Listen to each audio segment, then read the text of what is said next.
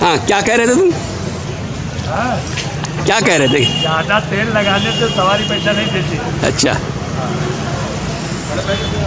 और तुम कितनी मांग रहे थे? 20 रुपये मांगा, 20 रुपये दे रहे हैं हम। कहा जाओ, हाँ, तो चलती चली जा रही। चलिए जाओ। मैं पीछे पीछे लगेगा। ये एक अटल हकीकत है और इससे कोई भी इनकार नहीं कर सकता कि हमारा शहर लखनऊ एक इंतहाई दिल फरेब और गरां कदर तहजीब और तमद्दुन का कुछ अरसा पहले तक मरकज़ था। और इस तहजीब की तख्लीक़ में लखनऊ के नवाबीन, रईस, अमीर, अमीर व गरीब, आलिम व जाहिल, हिंदू मुसलमान, शायर और सूफ़ी, ऋषि और साधु, ताजिर और फ़कीर, सिपाही और आम शहरी, औरत और मर्द, हर शख्स का बराबर बराबर हिस्सा था। और ये दुनिया से निराली तहजीब और इसका असर कुछ ऐसा था कि लखनऊ के आसपास के और चारों तरफ के जो गांव थे या छोटे शहर थे या कस्बात थे, वो भी इसी तहजीब के हिस्सा थे। आसपास के और अतराफ़ के गांव और उन कस्बात की जो लखनऊ से मिले हैं, उनमें ये होता था कि जिस ज़माने में खेती बाड़ी का काम रुक गया है, फसल कट गई है या फसल की बुआई हो चुकी है और वहाँ के रोज़मर्रा के काम करने वाले लोग थोड़े दिनों के लिए खाली हैं, तो वो ये किया करते थे कि अपने गांव से, अपने कस्बे से लखनऊ का रुख करते थे ताकि वहाँ जाकर कोई भी छोटा मोटा काम करके ज़रिया माश कमाया जा सके। जिस दौर में तांगा और इक्का चलता था तो उसकी बात अलग है। एक ज़माना ऐसा आया जब तांगा और इसकी रवायत कम हो गई या तकरीबन ख़त्म हो गई और उसके मकाम पर रिक्शे चलने लगे। अब ये आने वाले मज़दूर किस्म के लोग रिक्शा चलाने लग गए और लखनऊ में एक बार आने के बाद कुछ ऐसा असर पड़ता था कि वो लखनऊ की तहज़ीब और उसके अंदाज़ के रंग में रंग जाया करते थे। हालांकि वो अपने साथ अपने गांव या अपने इलाके का रहन सहन, अपनी ज़बान और अपना अंदाज़ भी लेकर आते थे, लेकिन जब एक बार लखनऊ के तहज़ीब में शामिल हो गए तो उनका एक अलग ही रवैया हो जाया करता था। और फिर होता ये था कि इन रिक्शे वालों की एक बहुत बड़ी तादाद मुस्तकिल तौर पे लखनऊ में रिहाइश इख्तियार कर लेती थी और यहाँ के रंग ढंग में, यहाँ के तौर तरीक़े में, यहाँ की आबो हवा में पूरे तरीक़े से रच बस जाते थे और उनकी एक बहुत बड़ी तादाद अभी भी मौजूद है। लखनऊ से ताल्लुक़ रखने वाली एक युवा रचनाकार, साहित्यकार और लेखिका डॉक्टर आकांक्षा दीक्षित ने गालिबन इन रिक्शे वालों को बगौर देखा है और उनका गहन अध्ययन करने के बाद उन्होंने कुछ इस अंदाज में उनके तौर तरीक़ों को बयान किया है। पेश है उनका एक अत्यंत दिलचस्प लेख जिसका उन्वान है लखनऊ की आब व हवा के रिक्शे वाले। ये शहर लखनऊ तमाम शहरों के बीच ऐसे ही अलग मकाम नहीं रखता है, उसकी बहुत सी वजूहात हैं। इस अदब व लिहाज के शहर की हर शय में एक तनव्वुह है। और तो और यहाँ के तो रिक्शे वाले भी एक अलग पहचान रखते हैं। कुछ साल पहले तक छोटे बच्चों को स्कूल पहुँचाने का काम इनके ही ज़िम्मे था।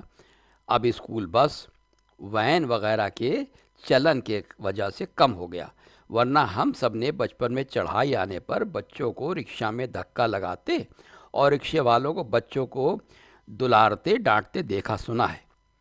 वैसे कभी किसी पेड़ की छांव में सुकून से रिक्शा लगाए सीट पर बैठकर जुगाली कर रहे भैया जी को एकदम खाली समझने की भूल नहीं करना चाहिए। भैया जी भले ही आंखें खोले हों पर वे होते ख्वाबगाह में ही हैं। खाली रिक्शा देख के भी भैया जी से बाकायदा पूछना पड़ता है कि भैया खाली हो, तब भी भैया तवज्जो दें तो अपने आप को धन्य समझना चाहिए।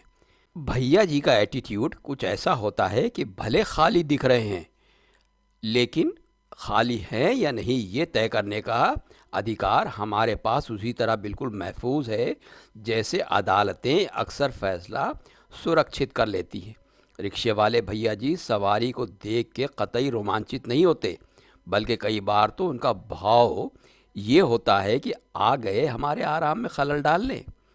वे जल्दबाजी में कोई फैसला नहीं करते। खाली हो पूछे जाने पर सवारी का पूरा निरीक्षण करने के बाद ही ये तय करते हैं कि ये सवारी उनके रिक्शे के लिए मुनासिब है या नहीं।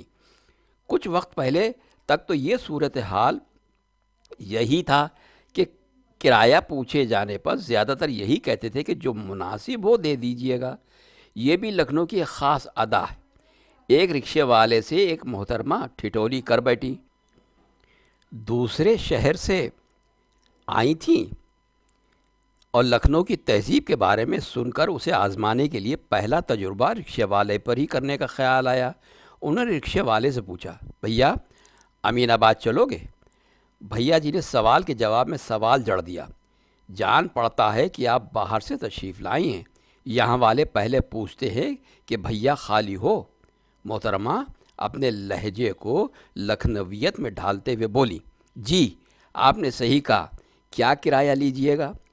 जी 25 रुपये। इस पर उन्होंने एतराज़ जताया, ज़्यादा नहीं है? 15 में नहीं चलेंगे? रिक्शे वाले का जवाब सुनकर वे लाजवाब हो गई।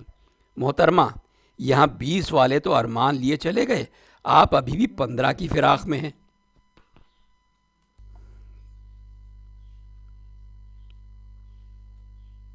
कहना ना होगा, तहज़ीब के साथ तंज सुनकर वे समझ गई होंगी कि लखनऊ आखिरकार लखनऊ क्यों है। लखनऊ के रिक्शे वालों की नक्शेबाजी भी बाकमाल है।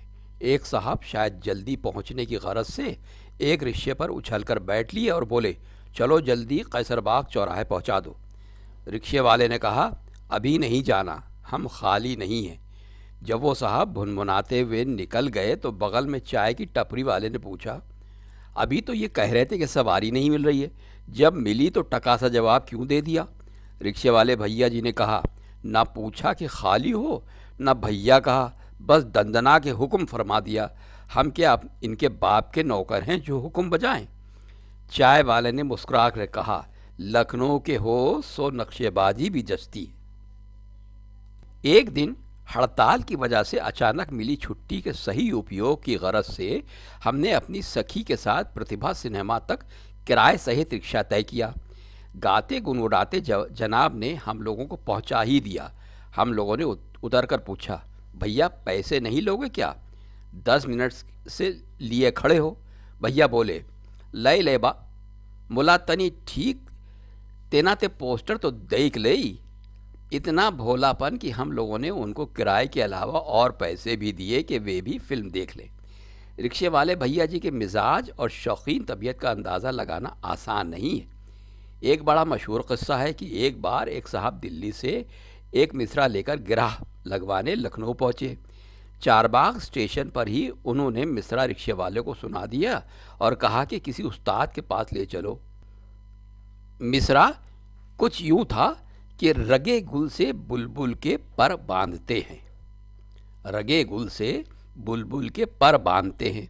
रिक्शे वाले ने कहा, इसमें कौन सी बड़ी बात है, अभी पूरा हुआ जाता है। सुना है कि दिल्ली वाले रगे गुल से बुलबुल के पर बांधते हैं।